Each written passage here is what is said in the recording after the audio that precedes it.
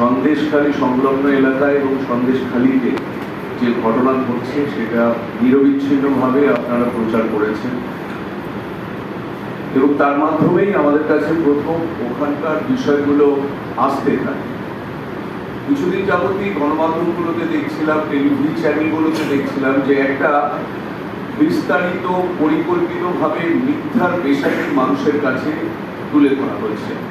অর্থাৎ প্রকৃত যে ঘটনা ঘটছে সেই ঘটনাগুলো বারংবার বলা হচ্ছে ছোট ঘটনা, মিথ্যে লোককে সাজিয়ে নিয়ে যাওয়া হয়েছে। তারা নাকি টেলিভিশন চ্যানেলে বাইট দেওয়ার পর কোথাও সিগারেট খাচ্ছিল লুকিয়ে, সেও নাকি দেখা গেছে।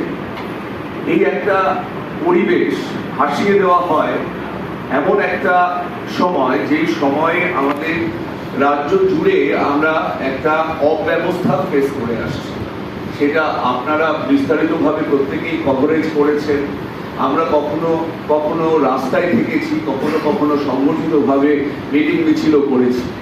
কিন্তু ধামাখালির ঠিক দ্বীপটা থেকে যেই আপনি নৌকায় উঠবেন সন্দেশখালীর দিকে গিয়ে, সন্দেশখালীতে যদি ঢোকে মনে হবে সেখানে একটা সম্পূর্ণ আলাদা আইন ব্যবস্থা চলছে। এবং সেখানে গিয়ে যেটা প্রত্যেকের বক্তব্যের মধ্যে উঠে এসেছে যে পুরুষ শূন্য একখানা অঞ্চল, প্রায় পুরুষ নেই বললেই চলে। সেখানে মহিলারা যেভাবে এগিয়ে এসেছেন, সত্যি কথাই সীমাদি, বাদশাহ, বিমলদা, যেই বলুন, মন্দাক্রান্তা, আমরা কিন্তু তাদেরকে মূলত পুলিশ জানাতে গেছিলাম। তার কারণ যে সত্য তারা সবার সামনে নিয়ে এসেছেন সেটা বাঙালির অত্যন্ত লজ্জার একটি সত্য। তাদের কাছে আপনি স্পেসিফিক কোনো অনুরোধ করবেন কি?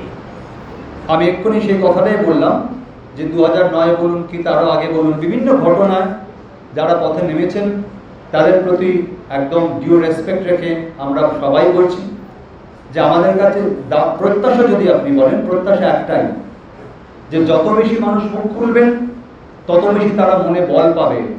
কারণ তাদেরকে যেভাবে ঘটনাটা ঘটে গেছে, তারপরে আজকে যেভাবে তারা হেনস্থা হচ্ছে, একজন ভদ্রমহিলা কাঁদতে কাঁদতে যখন চোখের জলটা টস টস করে পড়ছে, তখন সেই মানুষগুলোর একটাই এক্সপেকটেশন, ওরা বলছে আপনারা কিছু করুন, আমরা তো প্রশাসন নই। তাই আপনি যাদের কথা বলছেন বা আরও যাদের কথা অনেক জায়গায় আলোচিত হচ্ছে, আমার ধারণা সেই মানুষগুলো যদি আমরা সবাই একসঙ্গে হতে পারি তাহলে ওই যে মহিলার চোখের জল পড়ছে সে একটু মনে বল পাবে। তাই আমার যদি আপনি বলেন যে তাদের কাছে কি প্রত্যাশা একটাই যে আমরা একসঙ্গে তাদের পাশে যদি দাঁড়াতে পারি, সেটা তাদের জন্য কি বলবো, আর এইটুকু তারা ডিজার্ভ করে যে মহিলারা পথে বেরিয়ে আন্দোলনটা করছেন নিজেদের দায়িত্বে, এইটুকু সম্মান তারা ডিজার্ভ করে। Thank you. তো আমার বিশ্বাস যাদের আমরা দেখতে পাচ্ছি না তারা যে ওই মানুষগুলোর সঙ্গে, সুন্দরবনের মহিলাদের দুঃখে তারা ব্যথিত নয়, ব্যাপারটা এমন নয়। হয়তো কিছু মানুষ তার মতো করে তার ক্ষেত্রে প্রতিবাদ করছেন, প্রত্যেকের সবার প্রতিবাদের ধরন এক নয়।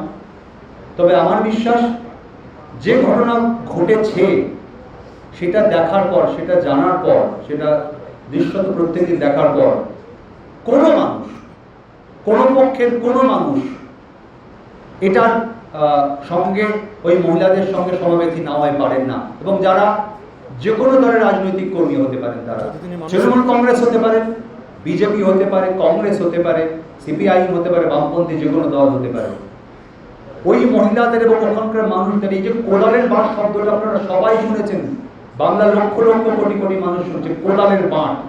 এই শব্দটা আজকে আমাদের ভিডিওতে কয়েকশো বার এসেছে।